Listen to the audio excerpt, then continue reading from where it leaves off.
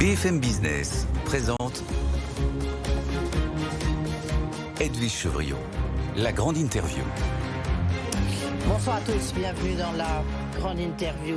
On va parler presque d'une résurrection en 3 ans, la résurrection de Pierre et Vacances Center Parcs, il faut dire maintenant, avec une hausse aujourd'hui de plus de 7,5% sur le marché. Bonsoir Franck Gervais. Bonsoir. Si j'ai commencé par là, c'est qu'en général, quand je vous recevais, c'était plutôt dans les mois.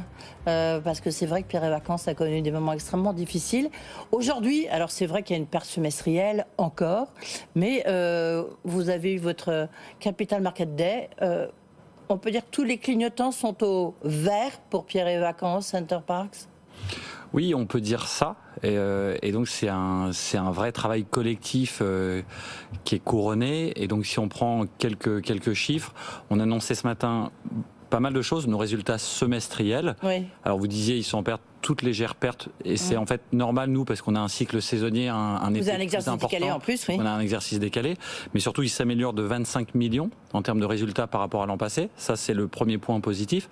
Le deuxième point positif, c'est qu'on a annoncé que sur l'année complète, donc avec le deuxième semestre, on allait avoir 1 an d'avance sur notre plan, sur notre BP, ouais. Et donc on va réaliser en 2024 ce qu'on prévoyait de réaliser en 2025, et puis encore plein d'autres bonnes nouvelles comme la confiance des banquiers. Alors, on va pas assommer avec des chiffres nos auditeurs et téléspectateurs. Ils ne sont pas tous des analystes financiers. On va peut-être d'abord montrer comment vous avez un peu réinventé justement Pierre et Vacances. Vous êtes arrivé il y a 3 ans, Franck Gervais. Il y avait des problèmes d'immobilier que vous aviez sur les bras. Il y avait des problèmes d'endettement colossal. Il y avait un problème de stratégie. Il y avait un problème de rénovation des center parcs. C'est ça que vous avez fait avec votre plan réinvention, qui a été quand même assez brutal et très, on va dire, très fort. Oui, il y avait beaucoup de problèmes, mais il y avait aussi beaucoup d'actifs et des joyaux. Les joyaux, c'est finalement, il y avait 3 choses. D'abord, les employés. Il y a 12 500 personnes dans le groupe, dans 5 pays, sur 4 marques, Pierre et Vacances, Center Parcs, Adagio, Maeva, qui n'ont jamais baissé les bras, qui ont toujours été motivés et qui sont toujours motivés. 12 500, aujourd'hui, vous êtes à combien ? 12 500. D'accord, il y a 12 500. Et on a conservé vraiment tous les employés pendant le Covid. C'est une des forces, je pense, de ce qu'on a fait. Le deuxième actif, c'est les marques. C'est des magnifiques marques. Pierre et Vacances, Center Parcs, ça évoque vos vacances, vos week-ends, qui était un peu, qui devait être modernisé, mais en tout cas, il y avait un potentiel gigantesque, avec un positionnement autour d'un tourisme de proximité. C'est exactement ce qui marche aujourd'hui. Et puis la troisième chose, c'est les clients. On en a 8 millions chaque année, et plus de 50% de nos clients sont fidèles, c'est-à-dire qu'ils reviennent à peu près tous les 2-3 ans. Et donc, fort de ça, le plan réinvention a dit, OK, on change le business model, parce qu'on avait pris trop de risques autour de la promotion immobilière, on n'était pas clair auprès de plein de gens, et donc on veut vraiment être un opérateur touristique. Il faut qu'on améliore notre produit, il faut qu'on investisse, qu'on rénove. Il y a eu un plan de 700 millions sur Center Parcs, et fort de ça, il y a 95% je crois aujourd'hui, 95% qui sont faits. Et donc fort de ça, on va vraiment proposer des belles expériences authentiques. C'est pas du fake, mais authentique, proche de chez vous. Et ça va plaire aux clients. Et le résultat, c'est que les clients sont venus toujours plus nombreux, toujours plus satisfaits et dépensant plus. On a eu en 2023 30% de chiffre d'affaires en plus par rapport à 2019. Donc c'est ça, réinvention. Et puis c'est aussi une certaine vision d'un tourisme qui doit servir, je l'ai dit, l'environnement, mais aussi les territoires. Nous, on irrigue toutes les régions. En France, en Allemagne, en Belgique. Alors juste pour qu'on voit Center Parcs aujourd'hui, c'était dans 29 domaines. 4 pays, 29 domaines. Pays. Ça représente combien du chiffre d'affaires aujourd'hui ? Chiffre d'affaires 2023-2024, c'est 2 tiers du chiffre d'affaires, ça a été 1,1 milliard en 2023. Ok. Le Center Parcs. Center Parcs. Combien chiffre d'affaires ? Là, on vient de dire Center Parcs. 29, donc ensuite c'est Pierre et Vacances, c'est ça ? Ah oui, ensuite Pierre et Vacances, pardon, excusez-moi. Ouais. Pierre et Vacances, c'est 400 millions à peu près de chiffre d'affaires. Ok. Ensuite Maeva. Non, c'est juste pour. Voilà. Vous avez votre groupe, vous faites que ça là. Exactement. Ensuite vous avez Adagio, donc un petit peu en dessous de Pierre et Vacances, donc 300 millions, et puis Maeva, où on parle plus de volume d'affaires parce que c'est une plateforme de distribution, 150 millions de volume d'affaires. Donc voilà les 4 marques du groupe qui sont finalement très complémentaires et qui maintenant, pour la première année cette année, sont toutes profitables. Comment vous avez fait pour sortir complètement de l'immobilier avec Pierre et Vacances ? On a changé la façon d'aller faire notre développement. Avant, pour développer, on achetait des terrains, on construisait et on revendait les appartements à des propriétaires institutionnels ou individuels à qui on louait les appartements pendant 10 ou 20 ans. Voilà, mais du coup, s'il y avait un risque sur le coût de la construction ou le fait qu'on ne trouve pas un propriétaire preneur, le groupe prenait ces 2 risques-là. Et c'est ça qu'on a arrêté en disant, nous, ce qu'on sait faire, c'est exploiter des résidences, exploiter des parcs, rendre des gens heureux. Mais par contre, prendre le risque de construction, ça, financièrement et puis en termes de positionnement, franchement, ça floute un peu l'image. Donc, on a arrêté de développer comme ça.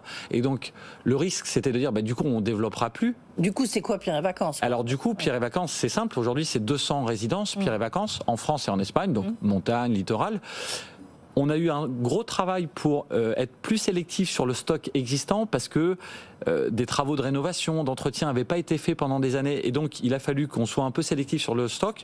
Il y a eu une perte de stock de 15-20%, mais ça a été mieux pour la marque et pour les résultats de Pierre et Vacances. Et devant nous, ce qu'on regarde là, c'est que Pierre et Vacances va développer dans les 4 années qui viennent 3000 nouveaux appartements en France et en Espagne, en le faisant soit en prenant des baux auprès de propriétaires classiques, soit pour 3/4 d'entre eux, ce qu'on appelle en asset light, c'est-à-dire en contrat de management, en franchise, c'est-à-dire de façon très très dérisquée. Et ça c'est complètement nouveau pour nous. Ça, c'est vraiment les clés de la réinvention, de votre plan réinvention que vous avez lancé il y a 3 ans. Oui, c'est de dérisquer, de repenser le modèle en mode dérisqué, et puis plus moderne effectivement dans le positionnement des marques, la qualité du produit et de l'expérience qu'on donne aux clients. Il y a un point aussi qui est très important dans ces clés. En plus, ça fait un peu écho de ce qui se passe sur d'autres dossiers. C'est que vous aviez un endettement colossal.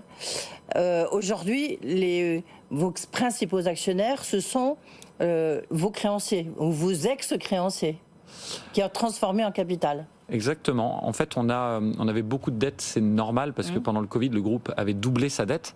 Donc il a fallu mener une restructuration financière. On en entend beaucoup parler sur d'autres dossiers en ce moment. Et cette restructuration financière, elle a abouti à diviser par 3 la dette du groupe. On est passé d'1,1 milliard à 400 millions. Et du coup, comment ça s'est fait ça ? Il y a une petite partie qu'on a remboursée. Et puis une grande partie où les créanciers, sont passés de créanciers à actionnaires. Et donc aujourd'hui, effectivement, l'actionnariat du groupe, c'est 3 blocs. Un premier bloc, Alcentra, Fidera, Atrim, qui est le consortium qui a repris le groupe il y a 1 an et demi maintenant. Ils ont 60% du capital. 30%, ce sont d'ex-créanciers des banques, pour simplifier, qui représentent 30% du capital. Et puis 10%, qui est du pur flottant, c'est ça l'actionnariat du groupe, mais avec des actionnaires qui sont contents de la stratégie et qui la soutiennent complètement. Vous disiez je disais que ça fait un peu écho à des dossiers du moment. Atos, c'est un peu ce qui peut éventuellement se passer, c'est-à-dire que les créanciers, ils vont se faire écraser, mais après c'est eux qui vont avoir la plus grande partie du capital. On peut gérer une entreprise lorsque ce sont ces ex-créanciers qui ont déjà perdu beaucoup d'argent qui sont les principaux actionnaires. Je pense qu'il y a un mot-clé là-dedans, c'est la confiance et l'alignement. C'est-à-dire que le management fait tourner la boîte et les actionnaires ils sont là pour apporter l'argent dans la boîte et puis valider une stratégie. Et s'il y a un plan commun, une vision commune et puis une confiance établie entre les deux, ça marche. Nous, on en est le très bon exemple. C'est-à-dire que... Mais qui a fait le plan réinvention? C'est vous? Ce sont vos créanciers actionnaires? Alors c'est nous qui avons fait le plan réinvention, c'est moi qui l'ai fait en l'occurrence en arrivant, 6 mois après être arrivé, avec un vrai travail d'équipe, tout le monde a été associé. Et puis ce plan, il est présenté à des créanciers, à des actionnaires, ils l'approuvent ou pas. Et puis ils peuvent l'amender en disant c'est trop ambitieux, au contraire, vous êtes un peu petit bras. Nous, il a été approuvé complètement, on l'exécute avec 1 an d'avance. Et du coup, je trouve que c'est un très bon exemple d'entreprise qui se retourne positivement. Oui, donc c'est possible. Et aujourd'hui, votre endettement, et ça y est, il est complètement résolu, puisqu'en fait, on a plus de trésorerie que de dette brute. Il y a un écart d'à peu près 70 millions en septembre dernier. On a 70 millions de plus de cash que de dette brute. Et la nouvelle du jour aussi, c'est que toute notre dette, on va la rembourser. D'ici 2 mois, on aura remboursé toute notre dette. On est tombé sur un accord avec toutes nos banques hier. Et c'est une nouvelle et ultime preuve de confiance de leur part, 18 mois après la restructuration du groupe. Donc c'est très intéressant. Donc là, vraiment... il y a une page qui se tourne aujourd'hui, donc merci d'être là sur notre plateau, Franck Gervais, parce que c'est vraiment aujourd'hui que ça se passe. Est-ce que maintenant on regarde, ou vous regardez 2028, où là vous avez des ambitions XXL, mais est-ce que ça veut dire que vous allez vous trouver d'abord des nouveaux actionnaires peut-être?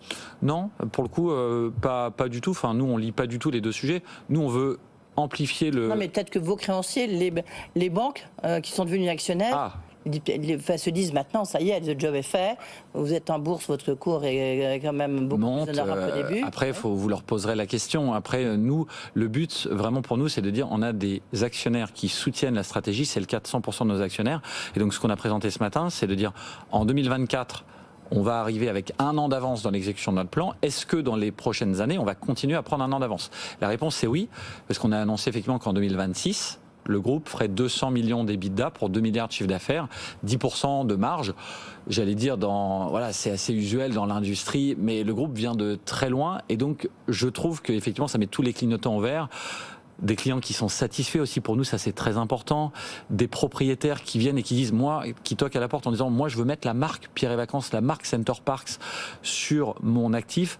On va ouvrir un nouveau Center Parcs, un 30e l'an prochain au Danemark, on ouvre plein de Pierre et Vacances, donc voilà, c'est ça qui est très positif. Alors maintenant, j'imagine, en plus on vous connaît un peu, vous vous dites déjà peut-être, ça va être quoi Pierre et Vacances dans 5 ans, là où vous avez des échéances à 2 ans ou à 4 ans, mais dans 5 ans ou dans 10 ans, est-ce que vous voyez une nouvelle phase de développement très importante pour Pierre et Vacances, des acquisitions, une nouvelle activité?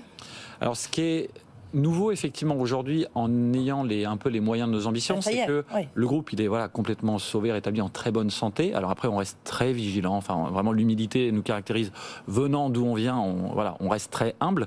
Mais ensuite ce qu'on veut, c'est donner beaucoup plus de poids, de force de frappe à chacune de nos marques.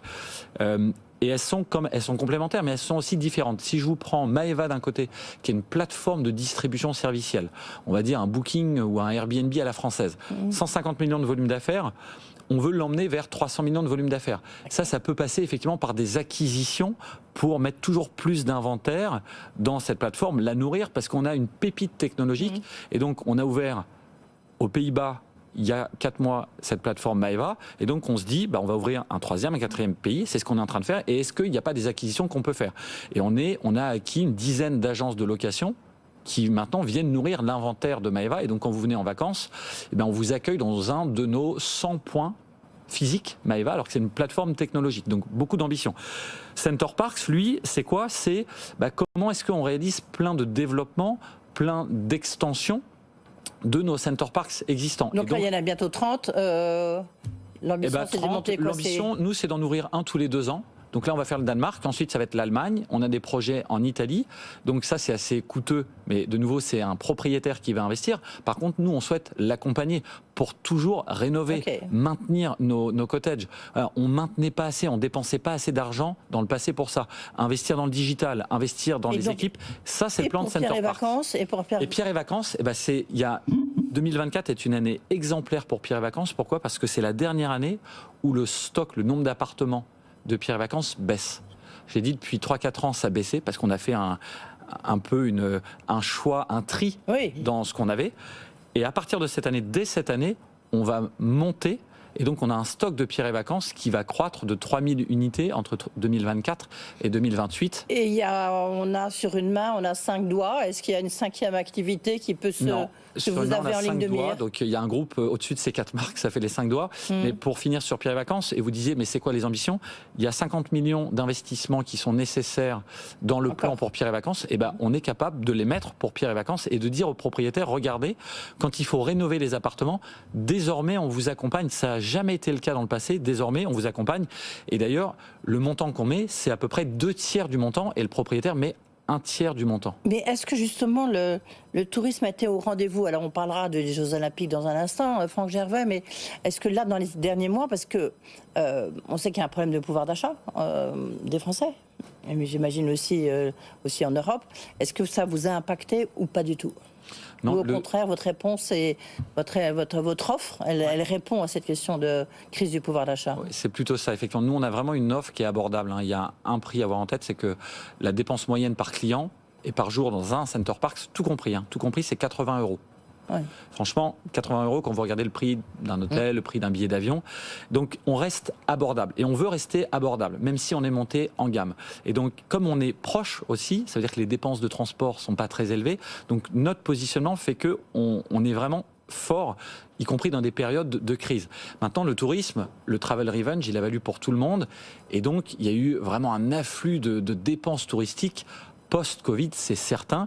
Il y a les Jeux qui arrivent et on a une occasion unique là d'aller le montrer au monde entier. Et comment vous voyez l'impact des Jeux Olympiques sur Pierre et Vacances Center Park? Alors, est-ce qu'il y a déjà un impact? Alors pour vous, un peu comme ce que m'expliquait hier Stéphane Manigol, c'est que pour lui, l'impact il sera après les JO parce que tout le monde aura vu Paris puisque les compétitions seront... Ben, on le voit bien malheureusement, mais dans Paris. Alors oui, globalement c'est ça. C'est-à-dire qu'on a de quoi, tous les acteurs, la France a de quoi investir en marketing pour des années. Toutes ces images vont tourner. Oui. Ensuite pour nous, il y a 2 cas. Il y a Adagio qui a beaucoup de sites en Ile-de-France. Il en a 40 en Ile-de-France, dont 15 purs parisiens. Bah là on voit que pendant la période des Jeux, on gagne 20 points de taux d'occupation. Pour Pierre et Vacances Center Park, la question c'est que vont faire les gens, les Parisiens, pendant cette période. Et ce qu'on voit, c'est que les gens ont plutôt tendance à attendre un peu pour se décider un peu plus en dernière minute. Est-ce que vous avez un schéma dans vos rêves les plus fous? Vous vous dites, tiens, accompagné des Alpes, bah souvent, il y a un lien éventuel avec Pierre et Vacances Center Park, voir le Club Med là dont on parle. Est-ce que pour vous, ça pourrait avoir un sens d'avoir un géant français du loisir? Honnêtement, il y en a plusieurs, hein. Accor, Club Med, CDA, mais Accor, c'est vraiment centré sur l'hôtellerie, quoi. Oui, mais chacun a la CDA, ça va être des parcs et des remontées mécaniques. Oui, bah des parcs avec Center Park. Moi, je pense que ce qui est clé, c'est d'avoir plusieurs champions, chacun sur sa brique de la chaîne. Moi, ce dont je rêve pour le groupe, c'est vraiment que chacune des 4 marques ait quasiment aucune limite pour aller le plus loin possible. Ce qui se passe sur le Club Med, à votre avis, ça veut dire, vous connaissez bien les actionnaires chinois, ça veut dire quoi? Déjà, ils ont réussi un truc remarquable, à monter en gamme. Et ensuite, ça veut dire qu'il y a un actionnaire chinois qui a la majorité de l'actionnariat du club et qui probablement se pose la question de dire qu'est-ce que je veux faire du club? Est-ce que je veux le concentrer plutôt en Chine ou plutôt en Europe? Et je pense que quand il donnera la... Et quand il vire le numéro 2, ça veut plutôt dire ça. Pardon? Quand il vire le numéro 2, ça veut plutôt dire qu'il veut centrer sur la Chine. Je ne sais pas, honnêtement, je connais mal le dossier pour m'exprimer là-dessus. Ah. Merci beaucoup, Franck Gervais. Donc, on vous retrouve avec quel chiffre d'affaires dans 4 ans? C'est 2 milliards dans 2 ans, 2 milliards dans 4 ans. D'accord, bon moi c'est facile. Merci beaucoup d'avoir été avec nous et on voit que là, en tous les cas, ça fait longtemps que je n'avais pas annoncé d'aussi bons chiffres. Merci beaucoup. Le patron de Pierre et Vacances.